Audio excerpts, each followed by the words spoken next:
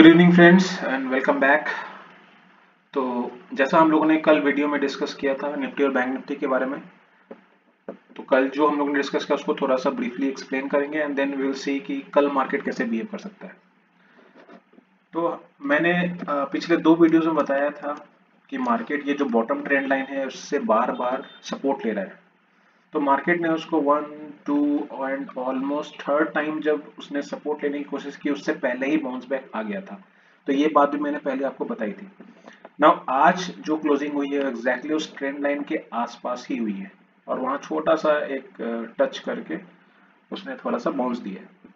तो मार्केट इस trend line के आसपास ही क्लोजिंग हुई है। तो अगर ये ट्रेंड लाइन ब्रीच होती है देन व्हाट, तब हमें क्या लेवल्स दिख सकते हैं। तो हम लोगों ने कल एक और लेवल डाउनसाइड में जो डिस्कस किया था तो वो ये लेवल था 14,250, क्योंकि मैंने एक्सप्लेन किया था कि ये लास्ट टाइम ये जो दो कैंडल्स दिख रही है वहां से रिजेक्शन ले रहा था और जब मार्केट ऊपर गया था तो इसी लाइन से उसने बाउंस बैक दिया था। तो ये एक लेवल था जहां पर आज निफ्टी ने वहां पे जस्ट एक छोटा सा सपोर्ट लिया है। नाउ व्हाट, अगर ये ब्रीच होता है तो हम लोग कहां जा सकते हैं। ये अगर ब्रीच होता है तो first of all will see 14,000। Why 14,000? क्योंकि 14,000 पे call writers, call buyers, put writers, put buyers बहुत हेवीली एक्टिव रहते हैं और वहां पे जनरली एक राउंड फिगर पे प्राइस एक्शन जरूर दिखता है। और अगर ये लेवल ब्रीच होता है then we can again see 13,700। तो ये लेवल बहुत इंपॉर्टेंट है and then we can see this level. I am marking right now. But since market has been falling from so many days with not so major reversals, तो possibility है कि market कल यहाँ पर एक reversal ले सकता है। हो सकता है कि मॉर्निंग फर्स्ट हाफ में वो इस एरिया को ब्रीच करके थोड़ा सा नीचे आया and then it should finally reverse, ये पॉसिबिलिटी है। और once it breaches on 14,200 on the downside then हमें लगता है कि धीरे धीरे मार्केट फिर 13,000, 14,000 और 13,700 के लेवल्स दिखा सकते हैं। ठीक है, शॉर्टर टाइम फ्रेम में हम लोग डिस्कस करेंगे। शॉर्टर टाइम फ्रेम में हम लोगों ने कल एक डिस्कस किया था कि शायद निफ्टी इस चैनल में ऊपर जाने की कोशिश कर सकता है और मैंने कल ये भी बोला था कि ये भी फुल फ्लेजेडली बना नहीं है क्योंकि मार्केट ने यहाँ से रिवर्सल लिया नहीं है। तो ये जो मैंने बनाया था पैरेलल चैनल वो इनवैलिड है, so I am deleting it. Now what, अब क्या हुआ, आज मार्केट खुला जो कि हमारा जो लेवल था 14,590 उसके नीचे ही खुला और खुलते ही मार्केट में एक शार्प फॉल आई और उसने जो दोनों लेवल्स हम लोगों ने लास्ट टाइम जो बात की थी उसको ब्रीच करते हुए उसने ट्रेंड लाइन पे सपोर्ट लिया, एक बाउंस बैक दिया और फिर आकर वहीं पे बंद हो गया। तो this is the crucial zone. अगर मार्केट यहाँ पे थोड़ा टाइम पास करता है और एक रिवर्सल साइन देता है तो देर इज फेयर चांस कि हम लोग ऊपर जा सकते हैं, बट वो प्राइस एक्शन देखने पे ही पता चलेगा, ऊपर जा सकते हैं। या फिर ये अगर ब्रीच हुआ तो जैसा कि हम लोग ने ऑलरेडी डिस्कस किया है, बाकी के नीचे के जो दो लेवल्स है 14,000 और उसके 14,700 वो लेवल आने वाले वीक में हम लोग देख सकते हैं। ओके ठीक है, कुछ और मैं इसमें इंपॉर्टेंट आपको बताना चाहूंगा। थोड़ा सा ये वीडियो लंबा हो जाएगा लेकिन I just really want to discuss that. तो मैं पहले 1 आवर के टाइम फ्रेम में चलता हूँ। ओके, ये चैनल अब इसका कोई जरूरत नहीं है तो मैं इस चैनल को भी डिलीट कर रहा हूँ। ओके, मैं आपको एक साइकोलॉजी पॉइंट समझाना चाहूंगा कि मार्केट कभी भी सीधा डायरेक्शन में ऊपर या नीचे नहीं जाता है। फॉर एग्जाम्पल, अगर मार्केट एकदम सीधा ऊपर जाता है तो फिर एक फ्लैग टाइप का करेक्शन आता है उसमें और फिर मार्केट उसको ब्रीच करके ऊपर जाता है। ठीक है, सिमिलरली जब मार्केट नीचे आती है तो एक फ्लैग टाइप का बेयरिश फ्लैग बनाता है और बेयरिश फ्लैग बनाने के बाद वो नीचे जाता है। ओके, इसमें एक इंपॉर्टेंट बात जो नोटिस करने वाली ये होती है कि इसमें भी हम लोग टेक्निकली टारगेट ढूंढ सकते हैं। तो टेक्निकली टारगेट ढूंढने के लिए क्या है कि जो ये लेंथ रहती है फ्लैग बनने के पहले, पोल्स की जो लेंथ होती है जब उसको ब्रीच करता है, ब्रेकआउट देता है, तो वही ऑलमोस्ट उसी लेंथ की अगली मूव आती है। This is a general observation. Now will see कि how this is applicable to Nifty chart. Okay, तो market was continuously rising from this level and it went up to that level। यहां से market ने एक correction देना start किया। Okay, so just मैं, जैसा कि मैंने बोला कि आप जितना ज्यादा चार्ट्स देखोगे आपको उतने ज्यादा पैटर्न्स दिखेंगे and then you can really recognise what is happening. तो आप जितना ज्यादा प्रैक्टिस करोगे आपके लिए उतना बेनिफिशियल है। तो मैं आपके लिए एक पैरेलल चैनल बना रहा हूं, यू कैन जस्ट ऑब्जर्व।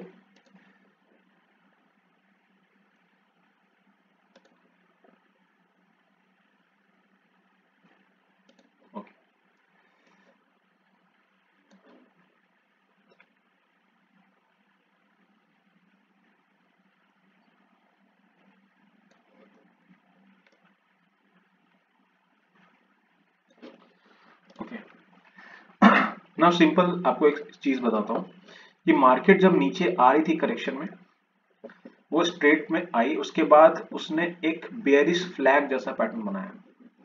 इसमें आप जो ये एरिया या फिर ये एरिया देखते हो, आप इसको एक्सेस मान सकते हो, इस छोटे पॉइंट्स को एक्सेस मान सकते हो। अदरवाइज पूरा जो ये मार्केट नीचे आ रहा था तो वो एक करेक्शन मतलब देने के बाद एक बेयरिश फ्लैग बनाने लगा and then it had to go down and market ने ऑलमोस्ट वैसा ही बिहेव किया। तो अब हम लोग देखेंगे कि नाउ व्हाट, मतलब क्या मार्केट ने अपना टारगेट पूरा कर लिया है या फिर इसके नीचे जा सकता है या फिर क्या। तो जैसे कि मैंने बोला था कि जो पोल की लेंथ होती है दैट इज वेरी इंपॉर्टेंट। तो आपको दिखा सकता हूं कि ये लेवल था जहां तक मार्केट यहां तक वो नीचे आया था एंड उसकी जो करेक्शन जो चालू हुई थी इस लेवल पे हुई थी। आप ये लेवल देख सकते हो, तो ये लेवल मैं जस्ट मार्क कर रहा हूं। तो क्लियरली आप देख सकते हो कि इस पॉइंट से लेकर इस पॉइंट तक जो मेरा रेंज है वो ऑलमोस्ट 800 पॉइंट्स का है। तो अगर ये फ्लैग ब्रीच हुई थी डाउन साइड में तो उसको उतने ही पॉइंट्स का टारगेट देना चाहिए था।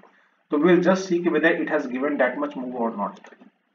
तो मैं इसको जस्ट सेम लेंथ की जो मैं ये इस लाइन पे मैं जस्ट प्लेस करूंगा, क्योंकि मार्केट ने इस पॉइंट पे उसको रिटेस्ट करके नीचे आना स्टार्ट हुआ and then you can see exactly अभी तक मार्केट ने उसका 800 पॉइंट्स का मूव कंप्लीट कर दिया है आज। तो ये जो करेक्शन आ रही थी उसका जो पहले का मूवमेंट था और बाद का मूवमेंट था वो पूरा कंप्लीट हो चुका है, लेकिन एक प्रोबेबिलिटी ये है कि ये इसके नीचे भी जा सकता है। ये कोई हार्ड एंड फास्ट रूल नहीं है कि अब यहां से ही रिवर्सल आना चाहिए, बट नीचे भी जा सकता है। लेकिन बड़े टाइम फ्रेम में since it is taking support on a trend line, तो कल का प्राइस एक्शन देखेंगे। अगर इसके आसपास कहीं खुलता है और मार्केट नीचे जाने लगता है then it can go faster down. तो मैंने ऑलरेडी नीचे के लेवल्स बता दिए हैं 14,000 एंड 13,700। अगर मार्केट यहां से रिवर्सल लेता है देन आपके स्क्रीन पर सारे टारगेट्स हैं। तो फर्स्ट हम लोग अगर यहाँ से रिवर्सल देखेंगे तो it will face a resistance at 14,500, then आपका 14,600। तो हम लोग कल ये ऊपर के दो लेवल और नीचे के दो लेवल्स के लिए हम लोग कल प्ले कर सकते हैं। 15 मिनट चार्ट्स में और क्लियर हो जाएगा आपको। 15 मिनट चार्ट्स में अगर ये रिवर्सल लेता है तो इस पॉइंट से वो वापस यहाँ पे यहाँ तक, तो मैं एक्सपेक्ट कर रहा हूँ कि अगर कल एक बड़ा रिवर्सल आता है तो मार्केट में जस्ट मार्क ये पॉइंट तक वी कैन सी 14,650, बिकॉज इसी पॉइंट से एक शार्प रिवर्सल आया था। तो I can expect a bounce back up to those levels. नहीं तो अगर ये ब्रीच होता है then we can see down side levels.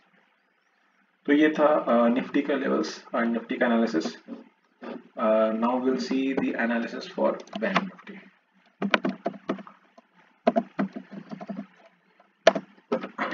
Okay,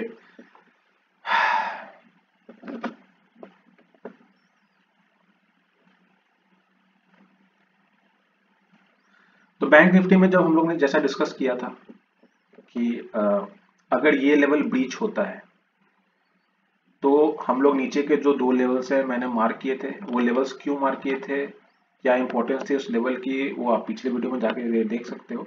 तो ये दोनों एक सपोर्ट लाइन था, वहां तक मैंने बोला था कि वो जा सकता है। तो एग्जैक्टली आज उसने ओपनिंग तो दी एकदम just at the trend line, bottom line, and then वहां से रिजेक्शन फेस करके वो नीचे आ गया, एंड देन आज वापस से वो ऊपर चढ़ने की कोशिश किया है, लेकिन now it is facing resistance at 33,315।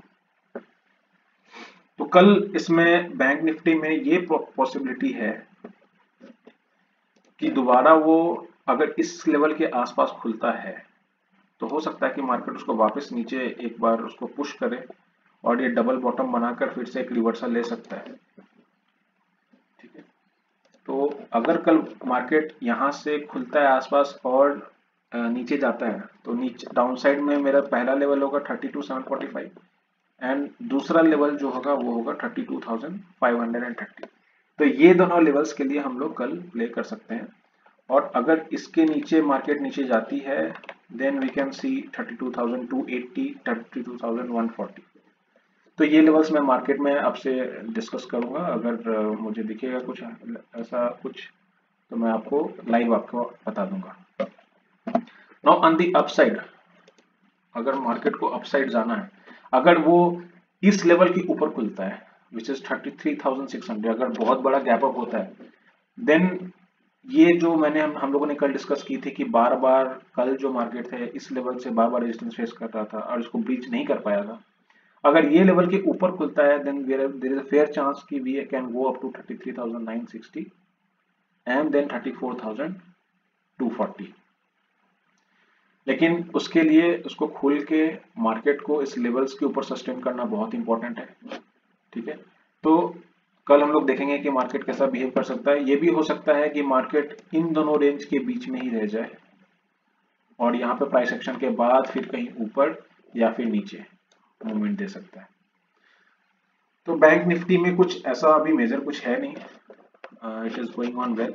और जैसा कि मैंने आपको निफ्टी में बताया था सेम चीज आपको बैंक निफ्टी में भी बताता हूँ कि जैसे वहां फ्लैग फॉर्मेशन था, यहाँ पे आपको मैंने दिखाया था कि यहाँ पे एक रेक्टेंगल का फॉर्मेशन है, तो इसमें भी ऑलमोस्ट सेम तरीके से आप कैलकुलेट कर सकते हो कि आपका इनिशियल जो मूव था और रेक्टेंगल के बाद और कितना नीचे जा सकता है। तो आपको दिखाता हूं कि यहां से ऑलमोस्ट गिरना स्टार्ट हुआ था और बैंक निफ्टी इस पॉइंट पे वो एक रेक्टेंगल के अंदर एंट्री लिया था, तो मैं यहां तक मार्क कर रहा हूं।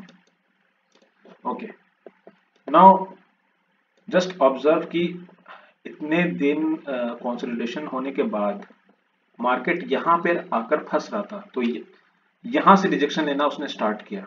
तो हम लोग चेक करेंगे कि क्या जब यहां से उसने करेक्शन दी तो क्या वो अपने पिछले वाले जो मूव थी उसके टारगेट को पूरा कर पाया गया। तो विल जस्ट कॉपी पेस्ट,